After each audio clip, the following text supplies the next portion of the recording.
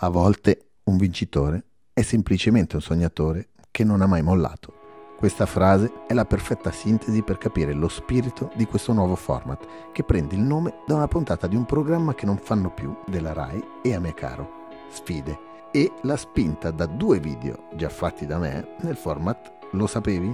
Proprio con la rimonta come argomento principale. Rimontare e vincere da una situazione che ormai sembra compromessa è l'esempio più alto di quanta forza sono davvero capaci di tirare fuori gli esseri umani, ovviamente tramite lo sport in questo caso. Da questo video in poi ne vedremo le varie sfaccettature e le maniere incredibili in cui si sono sviluppate. Pronti per partire dunque? E se vi piacerà cliccate su iscriverti per darmi la possibilità di andare avanti e capire se farne diventare un appuntamento settimanale. Detto questo, cominciamo con una delle storie che era in quella puntata di Sfide e che reputo, per come è avvenuto, il comeback più incredibile della storia del calcio. 26 maggio 1999. Siamo al 90° minuto dell'ultima finale del secolo e del millennio. Il quarto uomo alza la lavagnetta che indica 3 minuti di recupero.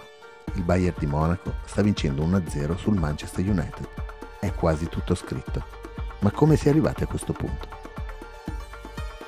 Fino a quel 90° minuto è stato tutto un pareggio. Chiunque delle due avesse alzato la coppa sarebbe stata la prima nella storia della competizione a non aver vinto il proprio campionato l'anno precedente, ma entrambe lo avrebbero vinto in quei giorni. Il sorteggio della fase a gironi le ha messe di fronte l'una all'altra per 2 volte, già all'inizio della stagione, con risultato 2 pareggi, 2-2 a Monaco e 1-1 a Manchester, con entrambe qualificate a discapito del Barcellona, quando la finale si sarebbe giocata proprio al Camp Nou.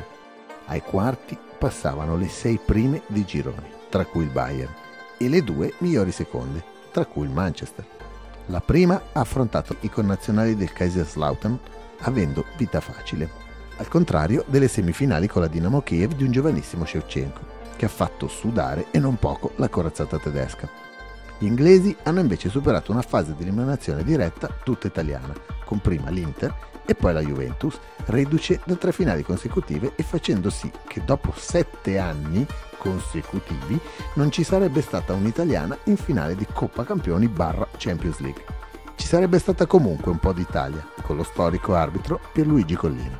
Il pronostico dunque non può essere che equilibrato, anche le assenze lo sono. Al Manchester, con in campo gente come Schmeichel, Beckham, Gibbs e Calypso Boys in attacco, York e Cole, mancheranno 2 perni al centro come Paul Scholes e soprattutto Roy Keane, squalificati. Mentre nel Bayern, causa infortuni di 2 pendili fondamentali come Lissarassou ed Elber, e a parte il difensore Kufur, scenderanno in campo solo tedeschi del calibro di Oliver Kahn, Stefan Effenberg, Mario Basler e il 38enne Lothar Matthäus, campione di tutto, tranne che della Coppa con le grandi orecchie, ed è alla sua ultima occasione. Tante cose in comune dunque. La paura è che le emozioni siano poche, perché sono 2 squadre che si sono praticamente annullate nei 2 precedenti incontri. Ma pare non essere così.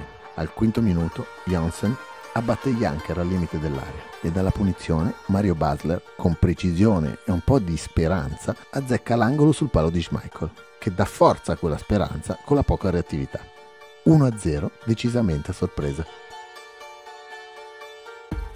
Il Bayern non è una squadra che si esalta sulle ali dell'entusiasmo, ma, tipicamente alla tedesca, fa della concretezza il suo valore più grande. Infatti Babel, Basler, Tarnat e Ziegler sulle fasce non permettono intrusioni a Gary Neville e Giggs spostato sulla destra e a Irwin e Blomqvist a sinistra, con Beckham che dall'abituale fascia destra è al centro a causa delle mancanze di Scholes e Keane, fa fatica con il pressing asfissiante di Jeremis.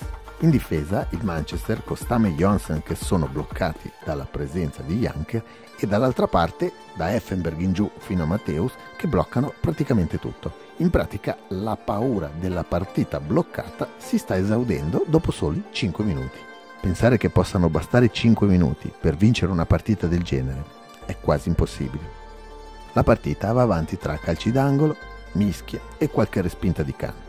Nel secondo tempo Alex Ferguson sa che deve fare qualcosa e inserisce Sheringham al 22esimo al posto di Blomqvist, sempre bloccato. per far tornare Ryan Giggs sulla sua fascia sinistra e il Manchester è costretto a passare al 4-3-3 per le ultime speranze. La partita improvvisamente si infuoca, ma le occasioni più pericolose sono tedesche. Prima Effenberg con Schmeichel che ci arriva per poco, poi Mehmet Scholl, subentrato a Ziegler, prende un palo clamoroso dopo una gran giocata di Basler. Ma ancora più clamorosa è la traversa di Janker in rovesciata.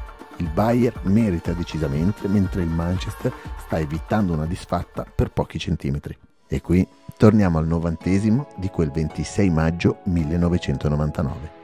È l'ultima finale del secolo e del millennio. Il Bayern di Monaco sta vincendo 1-0 sul Manchester United. Il quarto uomo alza la lavagnetta con 3 minuti di recupero. È quasi tutto scritto. Matthäus esce per la sua ultima finale in carriera mentre la sta vincendo. Nel Manchester entra Solskjaer per York, perché tanto non c'è più nulla da perdere. È il 91°. David Beckham è pronto per battere forse l'ultimo calcio d'angolo.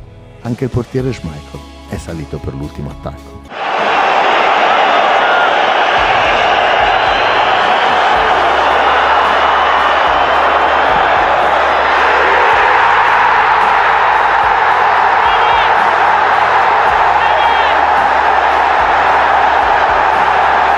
Era scritto nel destino che quest'anno tra queste due squadre sarebbe sempre stato un pareggio.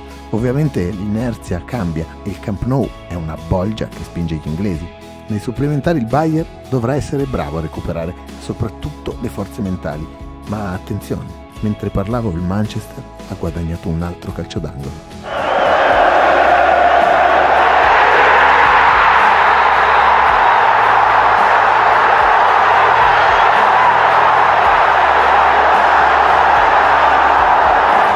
Il frastuono è atomico. Da Barcellona si sente fino a Manchester e molto probabilmente anche fino a Monaco. Collina prova a far rialzare i giocatori del Bayern. Manca ancora qualche secondo ma non hanno più le forze neanche di stare in piedi. La disperazione è totale. Di là invece solo follia. La follia che ci è voluta per far sì che tutto questo accadesse. Che un insieme di uomini provassero a conquistare quello che ormai era perso. Tutto intorno è emozione pura, nel bene e nel male. Pensare che in 5 minuti si stava risolvendo una partita di questo genere sembrava impossibile. Folle, ma vero, è pensare che in 3 minuti si è potuta ribaltare.